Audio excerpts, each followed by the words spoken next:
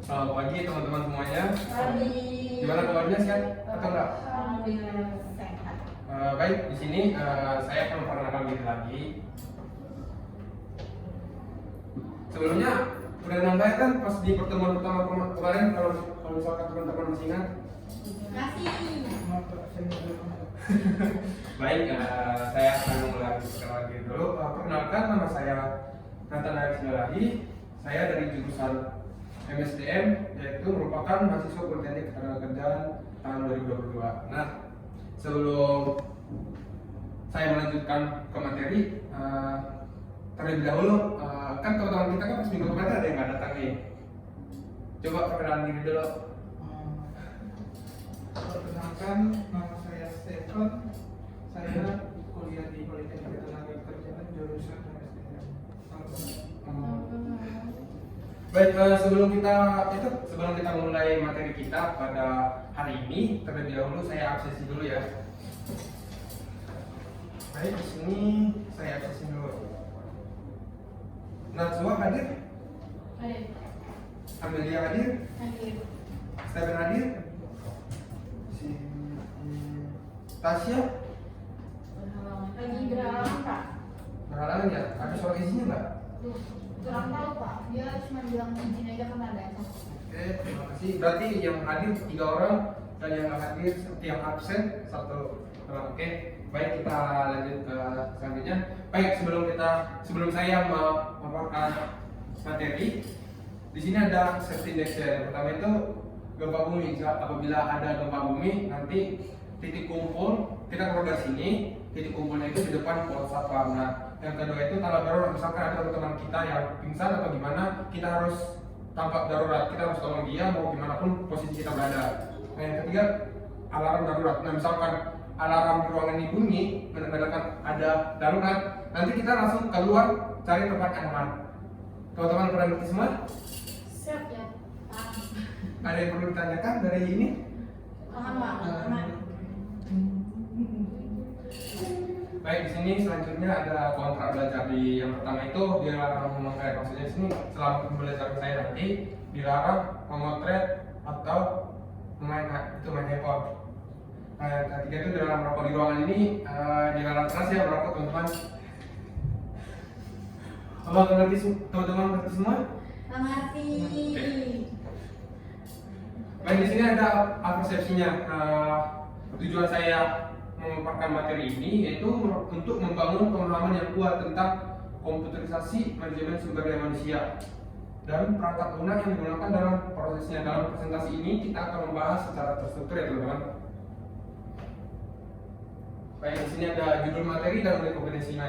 Judul materinya ini saya ambil cara mengidentifikasi keperluan sarana dan prasarana sistem informasi pekerja. Nah, untuk unit kompetensinya itu memfasilitasi penggunaan sistem informasi pekerja dengan kode unitnya M70 SDM 01 056.2. Nah, sekarang di sini ada tujuan dan manfaat saya memaparkan materi buat teman-teman semua. Yang pertama itu tujuannya itu efisiensi waktu operasional. Nah, tujuannya ini untuk mengotomatisasi tugas-tugas seperti penggajian, rekrutmen, dan pelatihan sehingga mengurangi beban kerja manual dan meningkatkan produktivitas. Tujuan yang kedua itu memastikan kepatuhan hukum. Maksudnya di sini untuk membantu organisasi atau kita mengikuti peraturan ketenagakerjaan maupun peraturan perusahaan secara kompleks. Nah, untuk manfaatnya itu yang pertama integrasi data. Maksudnya di sini mengintegrasikan berbagai fungsi MSDM dalam satu platform. Contohnya itu yang kita ketahui sekarang talenta. Teman-teman tahu talenta kan? Nah, yang kedua itu ada manfaatnya analisis dan pelaporan lanjutan. Nah, tujuannya analisis tersebut untuk menyediakan alat analisis yang kuat untuk mengidentifikasi tren, melakukan benchmarking dan mengembangkan strategi SDM berbasis data. Dengan melalui ini nanti gap yang akan kita hadapi mungkin akan terselesaikan oleh satu program. Nah, di sini ada sub-pokok pembahasannya. Sub-pokok pembahasan pertama itu saya akan memaparkan bagaimana tahap-tahap komputerisasi manajemen sumber daya manusia. Yang kedua itu memperkenalkan perangkat lunak yang digunakan dalam komputerisasi manajemen sumber daya manusia. Yang terakhir itu kesimpulan. Baik, di sini ada pokok pembahasan pertama, bagaimana tahap-tahap komputerisasi manajemen sumber daya manusia. Pertama itu analisis kebutuhan. Nah, untuk sebelum kita masuk ke dalam tahap komputerisasinya itu, kita harus tahu dulu analisis kebutuhan itu apa. Analisis kebutuhan itu kebutuhan secara keseluruhan yang ada di organisasi. Dari job desk, job spec, gap, kita harus analisis dulu kebutuhannya apa sebelum kita kasih program tersebut. Nah, yang kedua itu perencanaan sistem. Nah, setelah analisis kebutuhannya udah diketahui, udah ditemukan, nah kita itu merencanakan sebuah sistem. Contohnya itu sistem apa yang cocok digunakan. Misalkan ada gap nih, sistem apa yang digunakan yang cocok. Kalau misalkan kita mengukur suatu KPI, sistem apa yang cocok buat mengukur KPI tersebut. Nah, yang ketiga itu pemilihan sistem. Nah, setelah sistem itu udah terkumpul semua, nah kita di tahap ini kita milih sistem. Nah, sistem mana nih yang cocok nih? Kan ada nih berbagai sistem nih. Kita cari informasi, kita tek ada 10 misalkan. Kita pilih nih sistem mana yang cocok nih biar efektif dan tidak memakan waktu yang lebih lama. Nah, yang keempat itu setelah kita pilih ada namanya tahapan implementasi. Nah, tahapan itu kan kita udah kita ketahui nih, oh kita mau pakai ini aja deh, gitu. Nah, kita laksanain nih, kita bikin. Sebelum kita laksanain, kita butuh belajar kan dari senior kita atau yang lebih kompeten. Nah, yang kelima itu kita bikin latihan dan pengembangan. Maksudnya di sini pas di tahap implementasi, kalau misalkan ada teman-teman atau rekan kerja yang kurang ngerti, kurang tahu bagaimana cara mengimplementasikannya itu, mungkin saya sebagai HR di perusahaan mungkin saya akan berikan pelatihan dulu dan pengembangan supaya nanti biar nggak ada sistem error di dalam sistem tersebut. Yang keenam itu evaluasi dan pemeliharaan secara keseluruhan tersebut. Kalau misalkan kita udah memakai sistem tersebut dan sudah terlaksanakan, kita melakukan evaluasi teman-teman. Di dalam evaluasi tersebut mungkin kita, kalau misalkan nih di sistem ini pas kita lakuin KPI nih, oh ada sistem ini error nih, kita evaluasi kok bisa terjadi gitu. Nah, setelah dievaluasi kita lakukan pemeliharaan rutin. Maksudnya di sini kita pelihara sistem tersebut. Kalau misalkan kita mau kembangkan boleh, kalau misalkan kita mau update sistem tersebut boleh. Pokoknya kita lakukan pemeliharaan itu secara turun temurun supaya sistem tersebut baik digunakan. Nah, di sini nih analisis kebutuhannya. Analisis kebutuhan ini mencakup identifikasi kelemahan, kebutuhan spesifik dan tujuan yang ingin dicapai melalui implementasi sistem informasi yang saya jelaskan tadi, yang pertama tadi. Oke.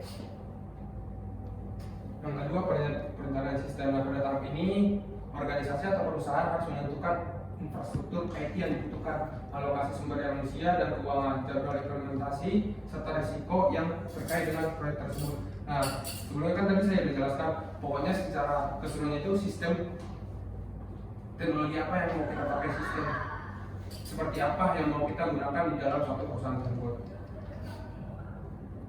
Baik, di sini pemilihan sistem tadi sudah saya jelaskan, tapi di sini lebih terperinci. Organisasi perlu mempertimbangkan kebutuhan unik mereka, kemampuan sistem biaya implementasi, dukungan vendor serta faktor-faktor lain yang relevan.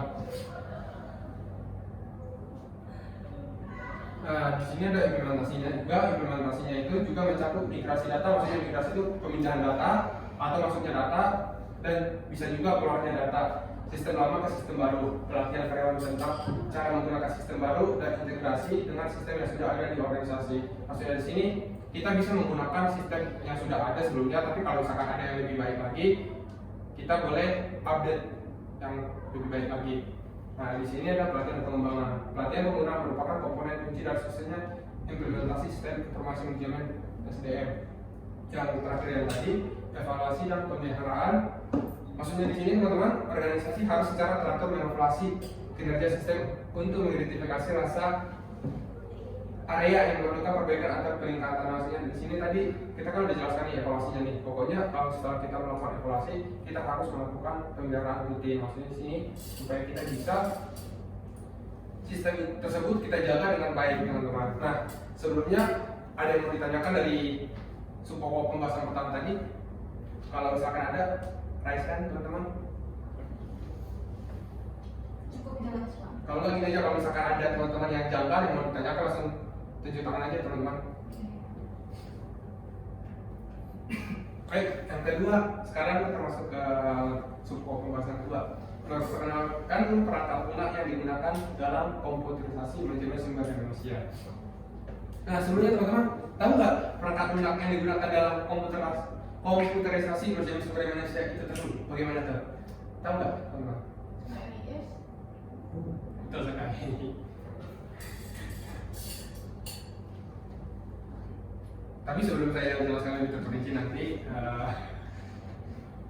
saya menjelaskan dulu tujuan dan manfaatnya teman-teman. Nah, tujuannya itu tadi kan tujuan manfaat tadi subpok pembahasan pertama. Sekarang yang kedua, tujuan dari subpok pembahasan kedua ini sama aja, efisiensi operasional. Mungkin di sini lebih spesifik, mengurangi waktu dan upaya yang diperlukan untuk menjalankan berbagai proses yang benar. Di sini kita kan udah tahu nih yang saudara Amir tadi bilang sistem HRIS kan. Kalau kita gunakan itu di suatu perusahaan mungkin waktu kita berkurang kan lebih efisien kan. Nah, yang kedua itu akurasi data, memastikan data karyawan dan informasi terkait lainnya tersimpan dengan benar dan mudah diakses. Nah, maksudnya di sini teman-teman, kalau misalkan kita melakukan akurasi data secara manual mungkin kan ada error kan. Apalagi kalau misalkan kita ngantuk nih, disuruh atasan, ini dong, bikin data ini dong, gimana tingkat akurasinya, benar atau enggak? Kalau kita ngantuk kan mungkin ada error kan. Tapi nggak kemungkinan juga di sistem HRIS juga dapat error, nggak kemungkinan juga teman-teman. Tapi lebih baiknya untuk memastikan lebih efektifnya itu mungkin kita menggunakan sistem HRIS tersebut. Nah, yang ketiga itu peningkatan produktivitas. Maksudnya di sini membantu meningkatkan produktivitas karyawan dengan mengurangi beban administratif. Nah, kalau kita di sini teman-teman ada yang pernah menggunakan sistem HRIS belum? Sudah. Pas teman-teman mengoperasikan sistem tersebut gimana? Tingkat produktivitasnya naik atau turun? Naik Pak.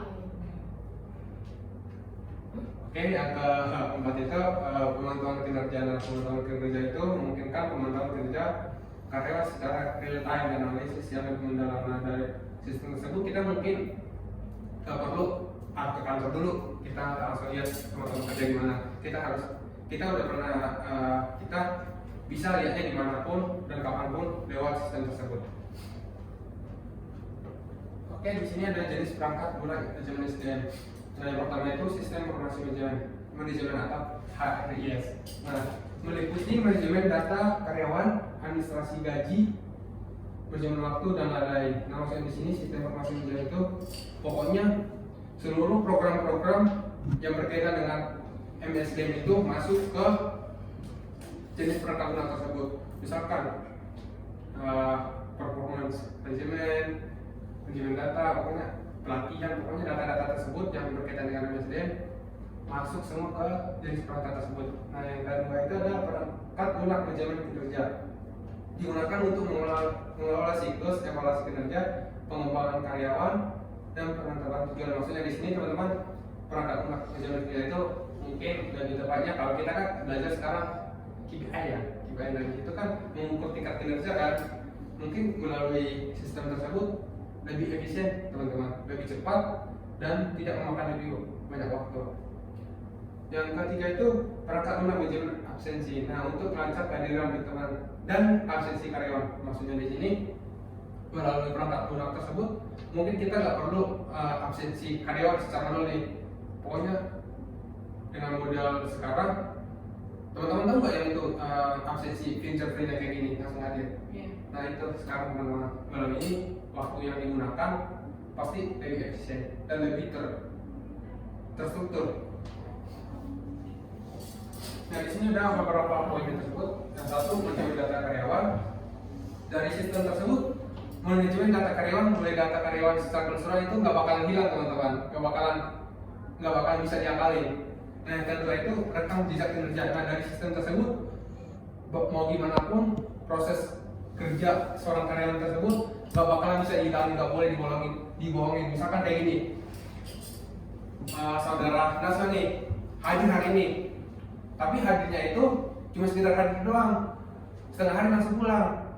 Nah nanti langsung ke connect tuh. Soalnya kan di sistem absensi tersebut kan ada yang namanya fitur pas datang, jam berapa datang, dan pas pulangnya ada fitur juga. Nah di situ nanti ketahuan nih. Pokoknya dengan adanya sistem tersebut, rekam jejak kinerja itu nggak boleh dibohongin.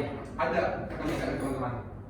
Yang ketiga itu ada sistem evaluasi. Nah maksudnya jadi ya sistem evaluasi tersebut dari data-data semua yang masuk ke program tersebut mungkin ada sistem evaluasi. Maksudnya sistem evaluasi ini secara manual ya teman-teman.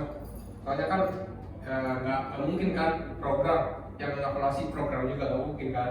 Pokoknya maksudnya itu kita menggunakan tenaga outsourcing untuk melakukan apabila ada kesalahan atau error di sistem tersebut. Nah yang keempat itu manajemen pelatihan. Mungkin dari manajemen pelatihan ini teman-teman pas di waktu perkuliahan pernah belajar itu nggak pelatihan pengembangan? Itu pas di kuliah teman-teman cara bikin programnya itu manual atau udah sistem HRS? Manual. Nah di sini teman-teman kalau misalkan kita pakai sistem HRS tersebut, from yang formulir yang itu yang misalkan teman-teman bikin manual itu udah terkonek tuh di sistem tersebut. Pokoknya teman-teman nggak perlu capek-capek nih.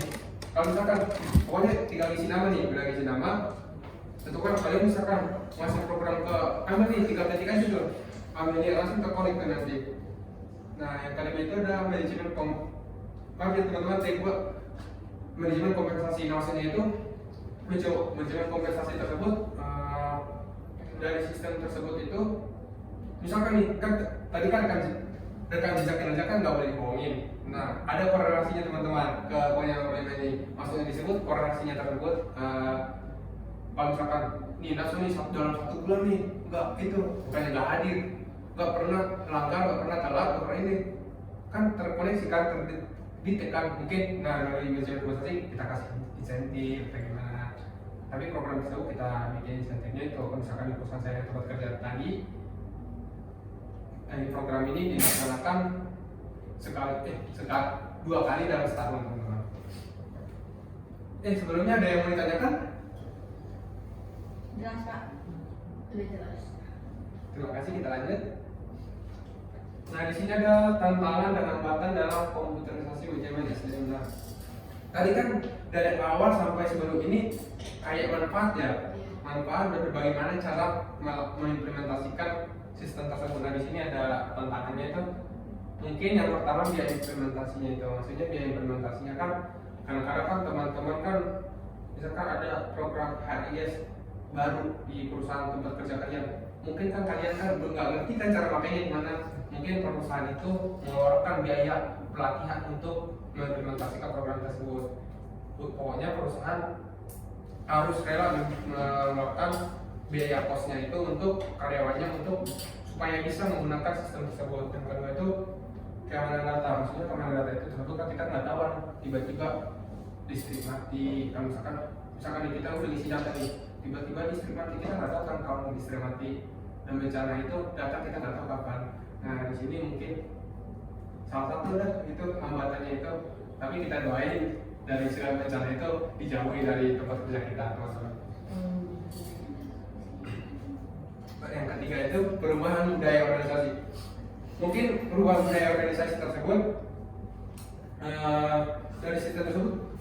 Kalau di setiap perusahaan itu kan kalau misalkan udah tersistem semua, nggak ada yang manual, mungkin perubahan budaya organisasinya berubah kan. Kayak kita dulu sebelum zaman COVID nih, teman-teman mungkin budaya di lingkungan mereka, teman-teman semua mungkin masih saling sapa, masih sering main sama teman, saling sapa pokoknya. Nah tiba-tiba pas udah zaman COVID selesai, masih main tapi cara mainnya beda kan teman-teman. Dulu offline, sekarang online melalui apa? Melalui game online ini.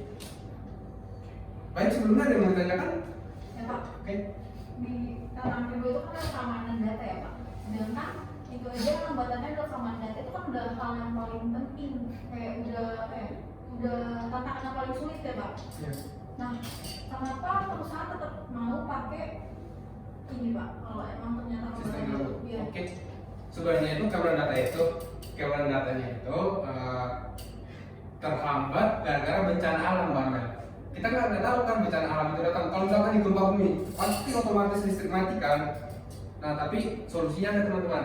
Solusinya itu kita menggunakan tenaga outsourcing yang jurusannya itu spesifik dengan kompeten dia di data IT. Gitu. Jadi dia bisa mengatasi. Iya. Kalau terjawab? Nah, jawab. Ada yang mau ditanyakan lagi?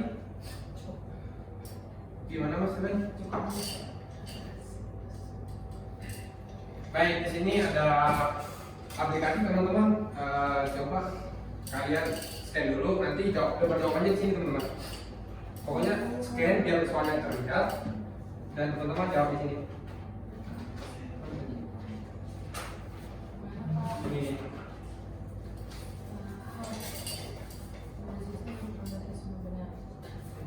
Ini nggak ada PC-nya apa gitu? Tinggal Jawab sini aja. ya, saya kasih waktu 5 menit. Kalau misalkan ada yang aneh di soal tersebut, raise hand teman-teman.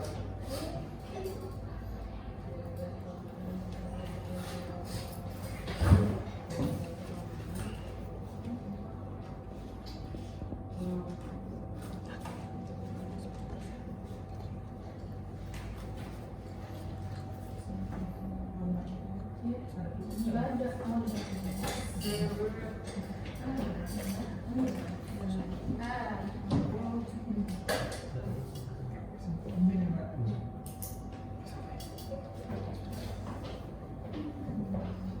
Udah selesai teman-teman? Belum. Oh, saya udah Pak. Oke. Dua orang lagi, gimana? Ada kesulitan atau gimana? Gak susah kok kalau misalkan teman-teman perhatiin dari materi pertama sampai terakhir, mungkin pasti semua jawabannya subjek. Gitu. Oke. Nanti ini hasilnya nanti saya kirim ke lewat email teman-teman ya. Nanti kalau misalkan benar semua ada reward dari saya. Bapak bisa lagi. Nah sebelumnya itu dari pembahasan pertama sampai terakhir tadi ada yang mau ditanyakan biar kita evaluasi bareng-bareng teman-teman. Saya. Oke, silakan. Apa Pak? Judulnya saya lupa Pak. Ini tentang itu ya HRIS Iya. di perusahaan. Nah, apabila ada perusahaan nih Pak, jadi perusahaan ini perusahaan ini tuh baru mau menerapkan HRIS, tapi dia itu belum punya karyawan yang benar-benar paham tentang HRIS ini. Nah, itu menurut Bapak dia bakalan buka open recruitment tentang orang yang memiliki skill HRS atau gimana? Oke, pertanyaan bagus dari Mbak Abed. Izin menjawab ya Mbak. Boleh. Mungkin kalau misalkan perusahaan baru misalkan saya tempat kerja saya sekarang, saya itu merekrut tenaga kerja outsourcing. 2 orang aja cukup, tapi nanti kalau misalkan tenaga outsourcing ini mungkin kita kayak itu kita kasih program nih. Oh, kamu karyawan di sini sementara, tapi kamu harus job desk kamu itu melakukan pelatihan ke karyawan saya gitu teman-teman. Tapi di sini ada tugas tambahan teman-teman, kerjain di rumah. Udah scan kan teman-teman? Oke, pengumpulannya itu deadline-nya itu besok jam 10 malam dikirim lewat email saya teman-teman.